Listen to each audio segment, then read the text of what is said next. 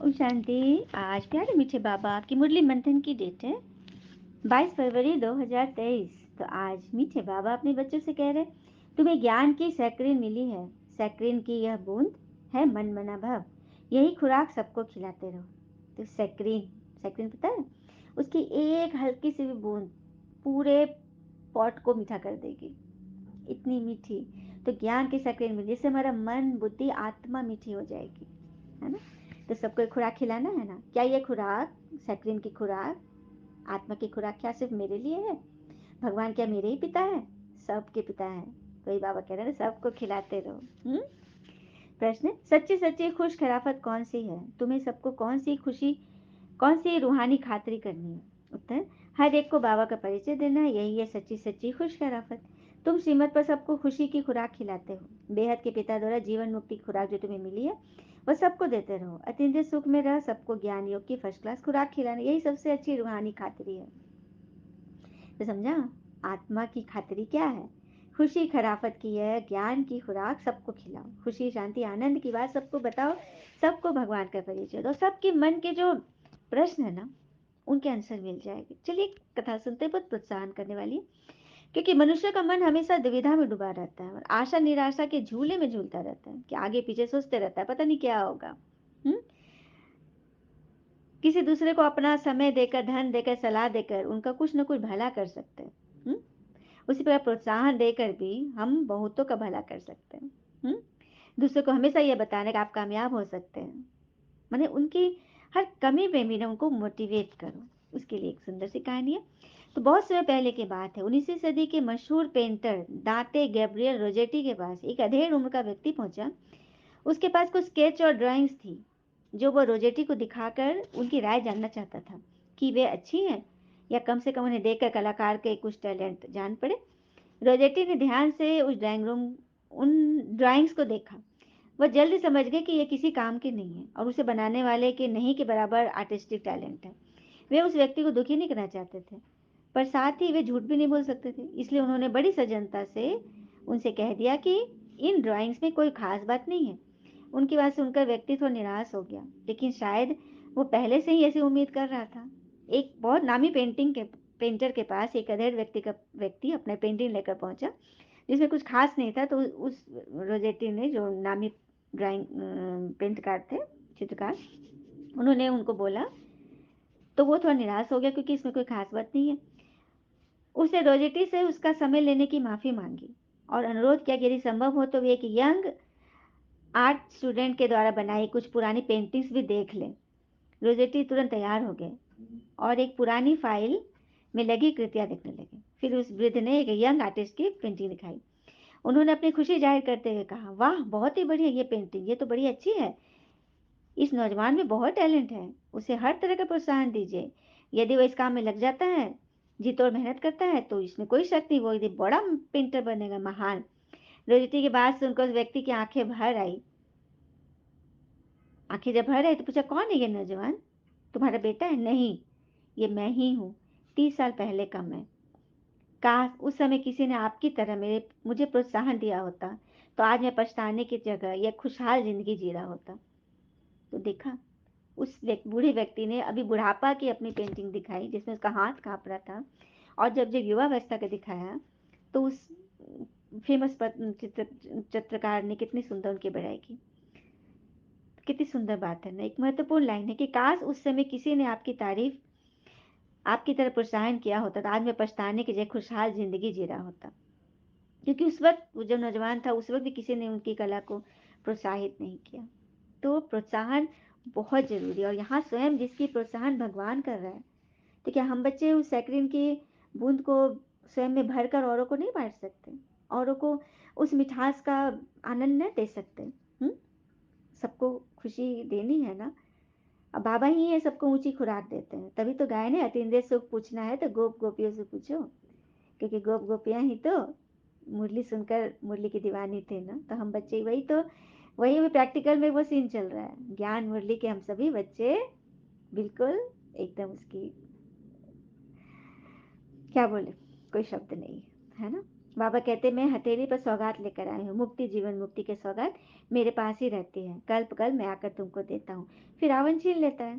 तभी तो बाबा हमको फिर से रावण से छीनने की विधि सिखा रहे हैं। मोस्ट बिलीवेड बाबा हमको विश्व की बादशाही देते हैं। तुम गॉडली स्टूडेंट हो, तो student life is the best life. Student life सबकी बेस्ट होती है ना। तो अभी हमारा पूरा जब तक ये जीवन है हम कैसे हैं, गॉडली स्टूडेंट। दुनिया नहीं जानती सच्ची सच्ची खुशियां कब मनाई जाती है। मनुष्य को तो सत्युग का ज्ञान ही नहीं है, वहां भी कंस जरासन रावण आदि बोल दिए सत्युग त्रेता में। ये बाबा कहते हैं सत्युग त्रेता में तो कोई दुख नाम का चीज ही नहीं है। बाबा तुम बच्चों को कितना सह रास्ता बताते हैं। गृहस्थ परिवार में रहते कमल फूल समान बनो, धंधा दौरी करते भी मुझे याद करते रहो। गायन है ना, दुख में सुमरन सब करे, सुख में करे न कोई। इस समय भगवान भी सर्वशक्तिवान है, तो माया हमारे विकार हमारी कमियां भी सर्वशक्तिवान है। इसे तो बाबा कहते हैं बच्चे मेरी याद में रहो और दैवी गुण धारण करो, मुरली श्रीमत पे चलो, तो तुम्हारी सारी कमी कमजोरी अपने आप धीरे धीरे तुमसे छूट जाएंगी। ऊँचते ऊँच बाबा को बहुत प्यार स्नेह से याद करना है, क्योंकि भगवान कहते मैं आया हूँ तुम बच्चों को विश्व का मालिक बनाने, जिससे तुम्हारे अनेक जन्मों के पाप कट जाएंगे। जितना जितना तुम ज्ञान में चलोगे, मुझे याद करोगे, तो अनेक जन्मों के पाप कट जाएंगे। बाबा दुख हरता सुख करता है। बरोबर सुखधाम में पावन दुनिया थी, सभी सुखी थे, लेकिन यहाँ दुखधाम में सभी दुखी हैं। तभी तो खेवैया आ गया ना हमें उस पार ले जाने के लिए। नैया कोई एक नहीं है, सारी दुनिया जैसे एक बड़ा जहाज है। मतलब सिर्फ भारत के लिए नैया नहीं है, पूरी दुनिया पूरा संसार एक नैया है, जिसको चलाने वाले भगवान एक है। बाबा कहते हैं तुम बच्चों को कितनी खुशी होनी चाहिए, तुम्हारे लिए तो सदैव खुशी ही खुशी है। बेहद का बाबा हमको ज्ञान सिखा रहे हैं, पढ़ा रहे हैं। वाह, ये कभी सुना कभी पढ़ा कि स्वयं भगवान आकर पढ़ाए। भगवान आकर हमको राजयोग सिखला रहे, तो पूरी रीति सीखना चाहिए ना, धारणा करनी चाहिए। हम्म पढ़ाई में नंबरवार तो सदैव होते ही, अपने को देखना चाहिए कि मैं उत्तम हूँ, मध्यम हूँ व कनिष्ठ हूँ। बाबा कहते हैं अपने को देखो, मैं उच्च पद पाने के लायक हूँ, रूहानी सर्विस करता हूँ। हम्म फिर देखा जाता है महावीर कौन है, जो बाबा के डायरेक्शन पर चलते हैं। बाबा कह रहे मैं भी तो आता हूँ सर्विस करने के लिए। हाँ, रोज सर्विस करता हूँ। अच्छा, बाबा की मुरली एक दिन भी मिस हुई है? भगवान रोज सर्विस करते हैं। जब ब्रह्मा पिता थे साकार तन में, जब भगवान मुरली चलाते थे, तो बाबा कह रहे कि इनका रथ जब बीमार पड़ जाता था तो मुख से नहीं बोल पाते थे, तो मैं इनमें बैठ मुरली लिख देता था। क्या बात है, तो भगवान कितनी बड़ी सेवा कर रहे हैं ना। हम्म मैं आत्माओं को देखता हूँ, बाकी ये तो ज्ञान है। आत्मा शरीर बिगड़ बोल नहीं सकती। आत्मा शरीर में आएगी तब तो शरीर बोलेगा ना। और शरीर बिगड़ आत्मा बिगड़ शरीर क्या करेगी? दोनों एक दूसरे के पूरक है, शरीर के साथ ही तो आत्मा पढ़ती है। हाँ, अब बाबा की बैठक यहाँ है, ब्रह्मा तन में बाबा की बैठक है। बाबा कह रहे हैं कि याद से ही तुम्हारी जंग उतरेगी, आत्मा पे जो जंग लगा मेरी याद से ही उतरेगी। सोने में जब अलाय पड़ती है तो सोने की वैल्यू ही कम हो जाती है। तुम आत्माओं में भी जंग पड़ने से तुम वैल्यूलेस हो गए हो। हाँ, तो इन नेत्र से तुम सभी को भाई भाई देखो। भाई भाई देखने से कर्म इंद्रिया कब चंचल नहीं होगी। विश्व का मालिक बनना है तो ये मेहनत करो, भाई भाई समझ सभी को ज्ञान दो। ये आदत पड़ जाएगी ना कि सभी ब्रदर्स हैं, तो फिर मेहनत नहीं, फिर मोहब्बत से करेंगे। तो ये ज्ञान का जौहर भरना है। मेहनत करेंगे तभी उच्च फल पाएंगे, बाबा आए हैं फल देने के लिए। हम्म तो इसमें मेहनत जब करोगे तो बहुत कुछ सहन भी करना पड़ेगा। बाबा के ये नहीं कह रहे बाबा कि मेरा बनोगे तो कोई तुमको तंग नहीं करेगा, बहुत तंग करेंगे, क्योंकि जितना तूने बीज बोए वो तो सामने आएंगे ही ना। फिर बाबा कह रहे तुम्हें कोई उल्टी सुल्टी बात बोले तो भी चुप रहो। तुम चुप रहेंगे तो फिर दूसरा क्या करेगा? ताली दो हाथ से बजती है, एक ने मुख की ताली बजाई, दूसरा चुप रहे तो आप ही चुप हो जाएंगे। ताली से ताली बजने से आवाज हो जाता है। बच्चों को तो बस एक दो का कल्याण करना है, तो सबसे पहले कल्याण किसका करना है? अपनी आत्मा का। अपनी आत्मा का कल्याण करना है और बहुत खुश रहना है। क्रिमिनल आई नहीं रखनी है। बाबा कहते मैं तुम आत्माओं को ही ज्ञान दे रहा हूँ। आत्मा को ही देखता हूँ। मनुष्य मनुष्य से बात करेगा तो मनुष्य का शरीर ही दिखेगा ना, लेकिन तुम आत्मा से बात करोगे तो आत्मा ही दिखेगा। यही है शरीर का भान तोड़ना। जब तुम्हारे में ज्ञान का जौहर भर जाएगा तो तुम किसको भी समझाओगे तो झट तीर लग जाएगा। तो याद की यात्रा के पिलर्स मजबूत करो। हम्म देहीभिमानी बनो। कितना वंडरफुल ज्ञान है, तो ये प्रैक्टिस करो। तीसरे नेत्र से, ज्ञान के तीसरा नेत्र जो तुम्हें मिला है, तुमसे आत्मा भाई भाई को देखो, यही बड़ी मेहनत है। अच्छा, मीठे मीठे से खिलते बच्चों प्रति भगवान की याद प्यार और गुड मॉर्निंग। हम बच्चे की भी प्यारी शुभ्रता को गुड मॉर्निंग, नमस्ते, नमस्ते।